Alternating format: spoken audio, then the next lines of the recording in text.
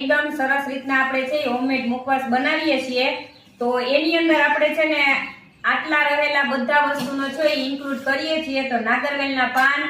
અને આ આપણે ચણોઠીના પાનનો પણ ઉપયોગ કર્યો છે અને આ ઘરની જ છે અમારી ચણોઠી અને સુકવણી કરી લીધું, જેનેથી છે ને તમે નાગરવેલના પાનનો મુખવાસ ખાવ તો તમારું મોઢું આવવાની કે કોઈ શક્યતાઓ છે એ ના રહે અને આ ખાવામાં પણ એકદમ સરસ। અને આપણે એની અંદર છે વરિયાળી, ધાણાદાર અને આપણે છે આ ખજૂર છે ઈ પણ અમે હોમમેડ ઘરે જ બનાવેલો છે, મીઠો ખજૂર અને આપણે ચેરી અને ડૂટી ફૂટી અને આપણે જેલી અને ગુલકંદ પણ અમે છે વાડીના ગુલાબ છે એ લઈ અને બનાવેલો છે। અને બીજી વાત ઈ કે આ મુખવાસ છે ઈ નાના છોકરાઓ ને તમારે ખવડાવવો હોય તો પણ એ ખાઈ શકે છે અને વડીલો પણ એકદમ સરસથી તમે ખાશો તો પણ। અને આપણે છે ને બે રીતના ભીના પાનનો મુખવાસ બનાવીએ છીએ, એક તો આપણે સોપારી વાળો અને એક છે ઈ સોપારી વગરનો,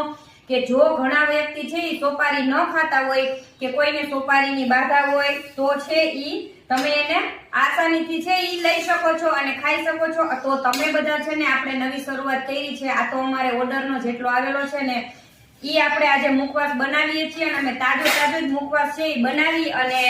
ઓર્ડર મુજબ આપીએ છીએ। તો તમારે બધાને પણ જો ભીના પાનનો મુખવાસ સોપારી વાળો કે સોપારી વગરનો મંગાવવો હોય ને તો જલ્દીથી સ્ક્રીન ઉપર આપેલા નંબર ઉપર છે ઈ તમે ઓર્ડર છે ઈ તમારો